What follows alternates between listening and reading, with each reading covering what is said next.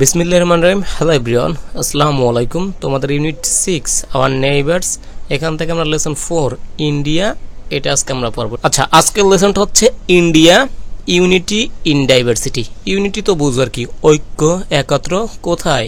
In diversity. Diversity হচ্ছে বৈচিত্র্যময়। ইন্ডিয়াতে অনেকগুলো জাত, অনেক মানুষ, অনেক কিছু আর কি, অনেকগুলো ভাষা আছে, তারপরও তাদের মধ্যে যে ইউনিটি আছে সেটাই হচ্ছে এই প্যাসেজের টাইটেল আর কি। আচ্ছা দেখো কি আছে, India is our closest neighbour. India হচ্ছে আমাদের সবচেয়ে ঘনিষ্ঠ প্রতিবেশী। আমরা কিন্তু অনেকগুলো লেসন পড়ছি, এখানে আগে 3টা পড়েছি, সবগুলো আমাদের প্রতিবেশী দেশ, তবে ইন্ডিয়া হচ্ছে সব থেকে কাছের। তোমরা কিন্তু বিভিন্ন খবর বা এখানে বিভিন্ন নিউজ পেপার ইত্যাদি বিষয়গুলো দেখে আসছো ইদানিং ইন্ডিয়া সম্পর্কে। এবং আমাদের কিন্তু বাংলাদেশের অনেকগুলো জেলার সাথে ইন্ডিয়ার বর্ডার আছে বা সীমানা রেখা আছে, ঠিক আছে? তো ইন্ডিয়া সম্পর্কে এখন ব্যক্তিগতভাবে তোমার এখন কি ধারণা, সেই বিষয়টি একটু কমেন্ট বক্সে লিখতে পারো। তারপর কি আছে দেখো, it is the largest among south Asian countries. এটা হচ্ছে দক্ষিণ এশিয়া দেশগুলোর মধ্যে সব থেকে বড়। আমি তোমাদের এই ইউনিটের সবগুলো লেসনের এখানে উচ্চারণ এবং বাংলা দিয়েছি, শুরু থেকে শেষ পর্যন্ত দেখো। এবং আমার কাছে তোমরা পড়তে চাইলে তার ডিটেলস আমি বলে দিব, একটু দেখো। এটা হচ্ছে ইন্ডিয়া হচ্ছে দক্ষিণ এশিয়া দেশগুলোর মধ্যে সবচেয়ে বড়। আচ্ছা, ইনফ্যাক্ট প্রকৃতপক্ষে India is the 7th largest country. India হচ্ছে পৃথিবীর সপ্তম, এখানে সব থেকে বড় দেশ আর কি, সপ্তম বৃহত্তর দেশ ইন দ্য ওয়ার্ল্ড, পৃথিবীর মধ্যে, with an area 32,87,590 square kilometre. এবং এটা হচ্ছে 32,87,590 স্কয়ার কিলোমিটার। বুঝতে পেরেছো? এর যে এখানে কি আছে, আয়তনটা আছে বা সীমারেখা আছে, এটা অনেক বড়। এবং এ কারণে ইন্ডিয়া হচ্ছে পৃথিবীর কি সপ্তম বৃহত্তর দেশ। দেখো প্রকৃতপক্ষে এই যে 32,87,590 বর্গ কিলোমিটার এলাকা নিয়ে ভারত হচ্ছে পৃথিবীর সপ্তম বৃহত্তম দেশ। তো তোমাকে একটা প্রশ্ন রেখে যাচ্ছে এখানে, সেটা হচ্ছে পৃথিবীর সব থেকে এখানে আয়তনের দিক থেকে বড় দেশ কোনটি এবং ছোট দেশ কোনটি? যদি জেনে থাকো কমেন্ট বক্সে জানিয়ে দাও। এবং বাংলাদেশ আয়তনের দিক থেকে পৃথিবীর কততম দেশ, নট জনসংখ্যা, ঠিক আছে? এটা হচ্ছে আয়তনের দিক থেকে, সেটাও যদি জেনে থাকো একটু কমেন্টে জানাও। আচ্ছা, তারপর কি আছে দেখো, এখানে বিষয়গুলো খুবই ভালো করে পড়তে হবে, গুরুত্বপূর্ণ প্যাসেজগুলো এখানে। আচ্ছা, এখানে দেখো, India is bounded by Indian Ocean on the south. এই যে ইন্ডিয়া হচ্ছে কি ঘেরাও আছে অথবা বাউন্ডেড, বেষ্টিত আর কি, কি দ্বারা? এই যে ইন্ডিয়ান ওশান দ্বারা। ভারতের যে সাগর আছে, মহাসাগর আছে, সেটা হচ্ছে দক্ষিণে আর কি, সাউথ হচ্ছে কি দক্ষিণে। দ্য অ্যারাবিয়ান সি, এটা হচ্ছে আরব সাগর যেটা আছে, অন দ্য ওয়েস্ট, পশ্চিমে হচ্ছে আরব সাগর। অ্যান্ড দ্য বে অফ বেঙ্গল, এটা হচ্ছে বঙ্গোপসাগর, অন দ্য ইস্ট। বুঝতে পেরেছো? ইস্টে হচ্ছে কি, পূর্বে হচ্ছে বঙ্গোপসাগর, এবং ওয়েস্ট পশ্চিমে হচ্ছে আরব সাগর, এবং ওদের দক্ষিণে কি, এটা হচ্ছে ওদের যে ভারতের মহাসাগর বা ইন্ডিয়ান সাগর দ্বারা কি এখানে বেষ্টিত বা বাউন্ডেড। বুঝতে পেরেছো? বাউন্ডেড কি এখানে হচ্ছে বেষ্টিত বা এখানে ঘেরাও যে থাকে চারপাশে, এই বিষয়গুলো। আচ্ছা, ইট ইজ বর্ডার। বর্ডার তো বুঝতে আর কি, ওই যে বর্ডার, যে সীমানা একটা দেশের পাশে যে দেশগুলো থাকে, এরকম বাংলাদেশের কিন্তু বর্ডার হচ্ছে, বাংলাদেশের 3 পাশে বর্ডার দেশ হচ্ছে কি ভারত, এরকম আর কি। এই যে ভারতের যে বর্ডার দেশগুলো আছে সেটা হচ্ছে by Pakistan to the west, পশ্চিমে হচ্ছে পাকিস্তান, তারপর China, Nepal and Bhutan north. এটা নর্থে কারা? নর্থ মানে উত্তরে হচ্ছে কোনগুলো, সেটা হচ্ছে চায়না, নেপাল এবং হচ্ছে ভুটান। এবং বাংলাদেশ, এই যে Bangladesh and Myanmar to the east. এই যে বাংলাদেশ এবং মিয়ানমার, এটা হচ্ছে কি পূর্বে অবস্থান কাদের? এই যে ইন্ডিয়া দেশটা আছে, এর যে বর্ডার দেশগুলো আছে সেটা বলছে। আচ্ছা, আমি আবার একটু বলে দিচ্ছি, দেখো, ওয়েস্টে হচ্ছে পাকিস্তান, চায়না এবং নেপাল, ভুটান, এগুলো হচ্ছে কি উত্তরে, এবং বাংলাদেশ এবং মায়ানমার হচ্ছে কি পূর্ব দিকে। ভারতের ওই যে বর্ডার দেশগুলো আছে বা বর্ডার যে কান্ট্রিগুলো আছে সেগুলো। It is the world second most populous country after China. এটা হচ্ছে পৃথিবীর সব থেকে ঘনবসতি পূর্ণ একটি দেশ, এখানে চায়নার পর আর কি। বুঝতে পেরেছো? এখানে তোমাকে একটা বিষয় বুঝতে হবে, সেটা হচ্ছে জনসংখ্যার দিক থেকে ইন্ডিয়া হচ্ছে পৃথিবীর মধ্যে দ্বিতীয়, এবং এখানে তোমাকে আয়তনের দিক থেকে কিন্তু দ্বিতীয় না, আয়তনের দিক থেকে হচ্ছে কি সপ্তম। এটা একটু বুঝতে হবে। এরকম বাংলাদেশে তোমাকে আমি যেখানে প্রশ্নটা করছি তার একটা রিজনস আছে, সেটা হচ্ছে বাংলাদেশ কিন্তু জনসংখ্যার দিক থেকে অনেক সামনের সারিতে, কিন্তু আয়তনের দিক থেকে কিন্তু এতটা সামনের সারিতে না। এই কারণেই প্রশ্নটা করছি। এখানে একটু তুমি জানাবে বাংলাদেশের এখানে কি আয়তনের দিক থেকে কততম এবং জনসংখ্যার দিক থেকে কততম। আচ্ছা, it's population is around 1.5 million.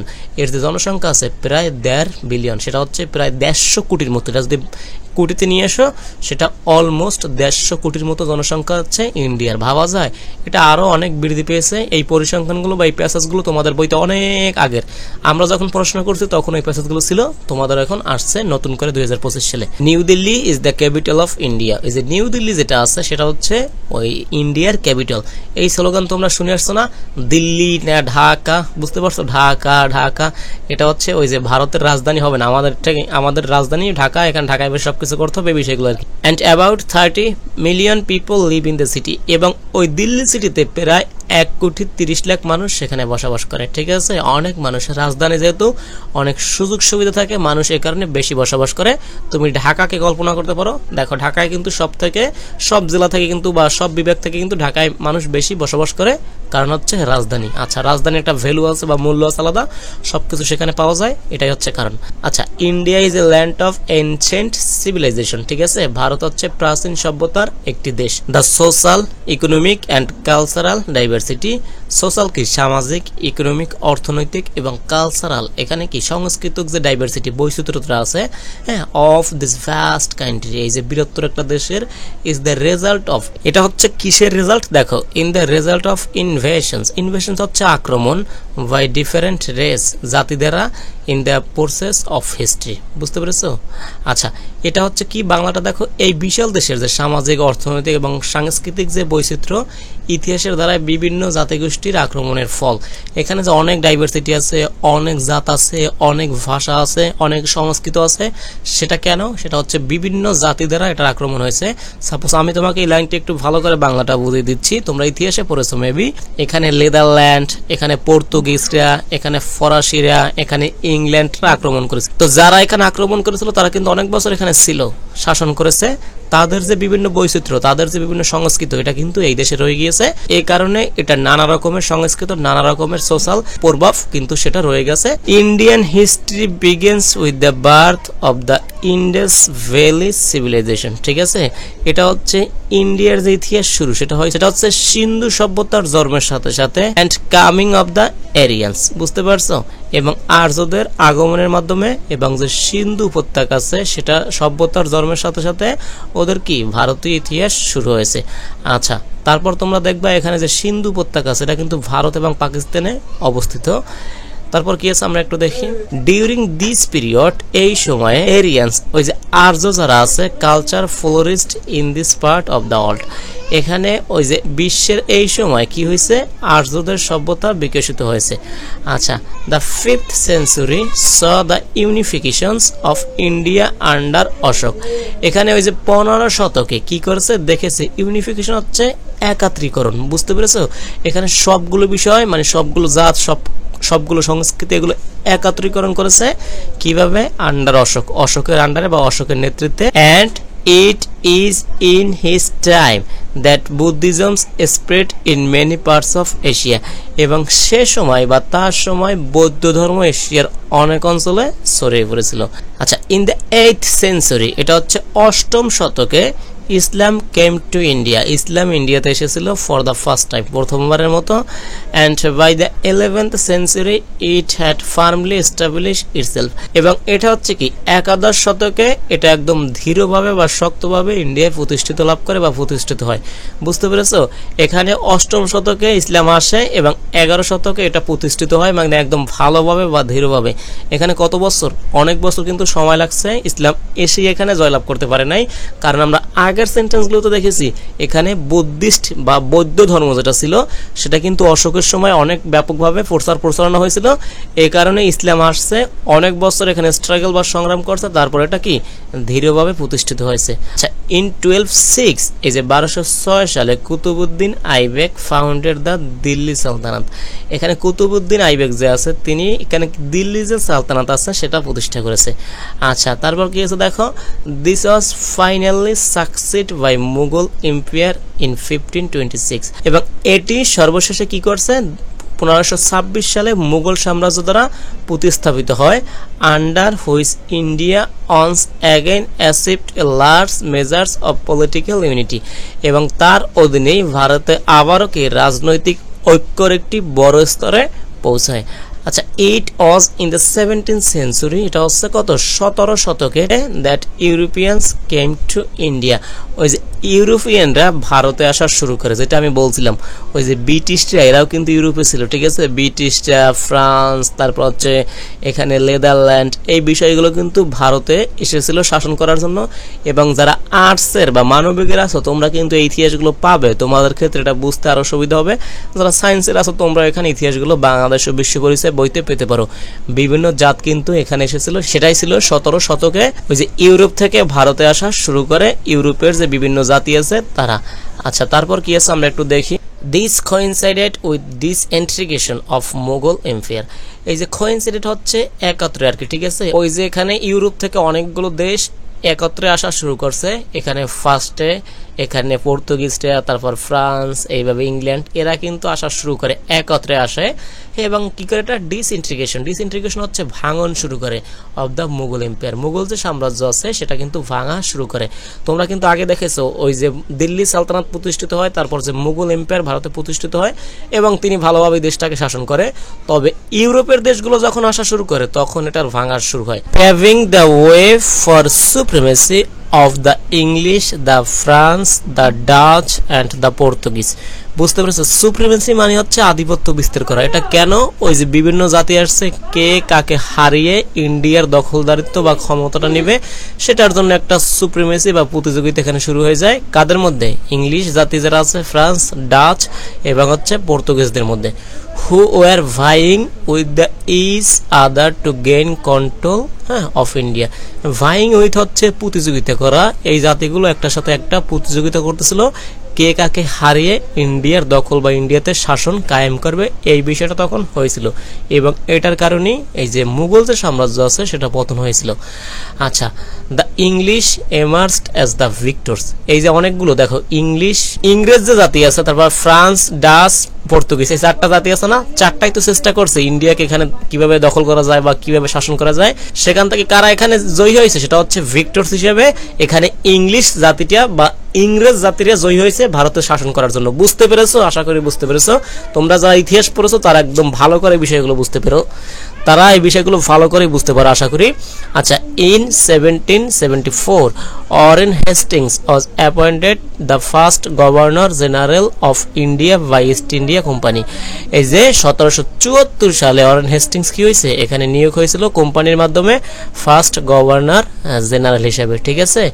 আচ্ছা, ওই যে ওরা ভিক্টর হিসেবে এখানে বিজয় হয়েছে, মানে ওই যে চারটা জাতির মধ্যে ইংলিশ এরা কি বুদ্ধি দিয়ে শক্তি দিয়ে ভারতকে মনে করে দখল করে নিয়েছে, ওই যে এখানে পলাশির যুদ্ধ হয়েছে, হ্যাঁ, নবাবকে হারিয়ে ফেলছে, এই বিষয়গুলো তোমরা জানো। তারপর আর কি, তারপর এই যে ওয়ারেন হেস্টিংসকে এই যে ইস্ট ইন্ডিয়া কোম্পানির দ্বারা কি করা হয়েছে, গভর্নর জেনারেল নিযুক্ত করা হয়। আচ্ছা, এর পরবর্তীতে কি আছে আমরা একটু দেখি। ইন 1876 সালে queen Victoria was given with the title empress of India. আচ্ছা, কি হয়েছে এখানে, টাইটেল হচ্ছে এমপ্রেস অফ ইন্ডিয়া, হচ্ছে ওই যে মহারানী আর কি, ঠিক আছে, ইন্ডিয়ার যে মহারানী, হ্যাঁ, by the British parliament and India came under the British rule.